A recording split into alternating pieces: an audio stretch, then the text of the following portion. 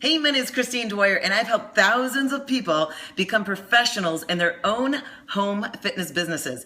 And what I wanted to share with you today in this video is how to make a shake. Simple, right? But guess what? So many people screw it up. And I don't know why, because if they're starting to add a shake into their daily meals, or if they're trying to add in more protein or whatever, why do they choke it down? Why do they make it terrible?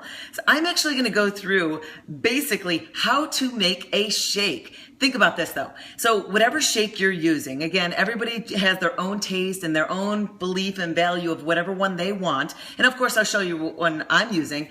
But the thing is if you are planning to use a shake, don't look at it as temporary. Honestly, the only ones that are temporary are those ones that are sold on the shelves at the store. It starts with S, it ends in fast and stuff like that, because that's temporary. That's not a lifestyle. So if you're trying to have a shake for a temporary fix and don't plan to keep it into your lifestyle, then of course, make your shake however you want. But if you're going to have a shake every day as part of your meal plan, you can't look at it as it's a meal replacement, because guess what? It's a meal, right? So I eat, about 5 times on average I'll hit per day. And out of the 5 times, maybe 1, maybe 2 of those meals are actually going to be a shake. It's not that I'm drinking my food. Yes, one time I am, and it actually helps a lot when I'm especially on the go and on the run, whatever the case might be. So don't think of it as a meal replacement, because it's still nutrients and still food, depending, of course, on what shake you're using. I'm, of course, going to share with you my favorite,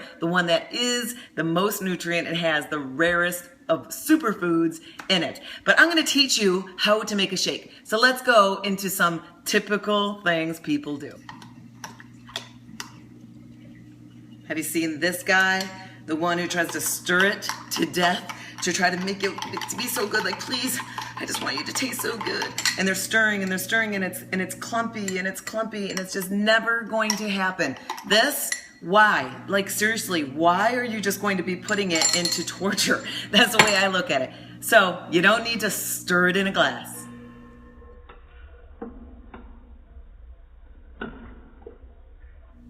All right, so now another shaker cups. Perfect. I use them all the time. I will not travel without one, because honestly, you get stuck on an airplane. You have no control over that. And as long as you have your powder, you can always make a shake, no matter if you can get water and ice. And yeah, during that time, it is about getting nutrients in your body, so your body is processing food and you really aren't going starving and then off into a binge, really. So what you think about is these shaker cups are so convenient. And a lot of people, this is how they actually prefer their shakes, because they're not looking at it as, I need to have something so decadent and yummy and tasteful. And it's really about just getting nutrients in your body, because you need to deliver, obviously, nutrients for your body to keep processing. So the shaker cups are great, but here's the problem.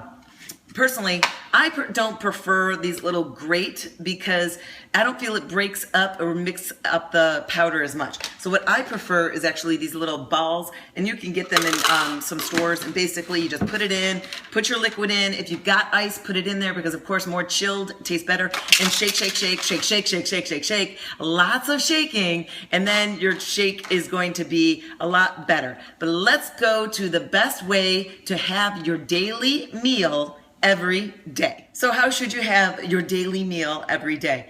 Preferably, if you're home, or if you're in an office, or if you have the ability to have a blender and use it, use it. Seriously. So I have my Vitamix blender here, and what I've put in here is 8 ounces of unsweetened almond milk. Everyone's got their own little favorites. This one, of course, is mine. The reason why I like this one is because it makes it creamier. There's another brand out there, Almond Breeze, and I think that one is a little thinner. So if you like them thin, of course, just try different ones and find the one that you like. So I will use 8 ounces of my unsweetened almond milk, and then I'll put in about 3 more ounces of water if I'm using the chocolate brand of whatever shake I use. Now, if you follow me, you know, of course, that I'm a Beachbody coach, and that's predominantly how I help people build full-time income in a fitness business, is by becoming a coach. And of course, Shakeology is my staple. The chocolate Shakeology, I found that I have to use a little bit more liquid, or it's way too thick. I want it to be like a milkshake. That's what I want it to be. I want it to feel good. So again, I use 8 ounces and then 3 ounces. But if I'm using, say, the tropical version, so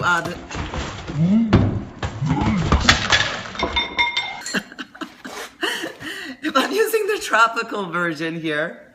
This is a vegan. Yikes. This is vegan. And that, of course, is thinner. So it doesn't need as much liquid. Wow, don't do that in your shake station, right? So just kind of play around with it to make your shake, because if this is going to be part of your lifestyle, part of your meals, then of course you want to make it what you want to drink, right?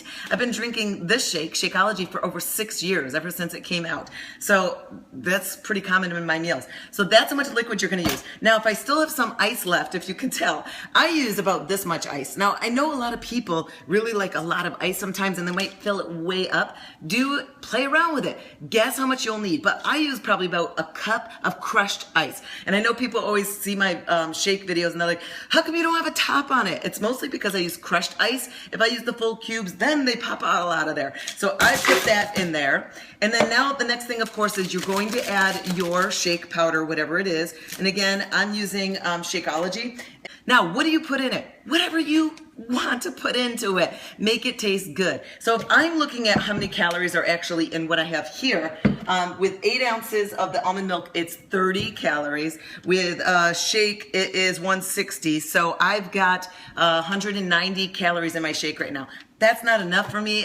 I need more calories because it's my final meal of the day and I know how much I'm deficient. So I need to add calories into it. So how much calories you add in, pardon the browning of these bananas. These would be so good for banana bread, wouldn't they? But if you're going to add in a whole banana, yes, a big whole banana, you have to equate for about 80 calories, 80 to sometimes 100, depending on how big your banana is. Okay, so if I'm going to add banana, it's going to be half, so about 40 calories. So that's what you want to think about. I'm not doing bananas because I don't want bananas. You could put strawberries, you could put cherries, you could put blueberries, you could put whatever you want your shake to taste like. If you want it to be like a Thin Mint, you could put some peppermint extract in there. And I've actually used this in the bath, some sugar-free Jell-O white chocolate, and that just creams it right up, and it just makes it taste so much like a dessert. So those are some things to think about. What I'm gonna do is I'm gonna put some good old peanut butter. So this is organic, natural peanut butter, and depending on how much you want to use, of course, make sure you equate for those calories and the fat calories. Here's another one. This is powdered peanut butter. This is not going to give you the fats that you would need because, of course, it's been compressed out. So that's why I do need to put some fats in here, because I need to have some carbs, fats, and of course, my protein. And the Shakeology is complete. So I don't need to do math because it's got the complete of carbs and protein, and now I need to add some fats in it to make sure that I'm processing. So here's the thing, measure, because so many times people go like this. They go, yeah, that's 1 tablespoon. That's 1 tablespoon. No, it's not, because a lot of the times you're heaping in your tablespoons. So you want to always measure and cut it off. This is a tablespoon. So 1 tablespoon is 100 calories. Like, oh, I hope you saw that. There was barely anything going in there. It's 100 calories. Get every ounce of it, and then you lick it off too. I always do that. So 100 calories. So did you do the math? So I've got 160 on my Shakeology. I've got 30 on my almond milk, and then I've got 100 calories for my PB. So I'm gonna put that in there, put the blender down, and that's where you mix it up.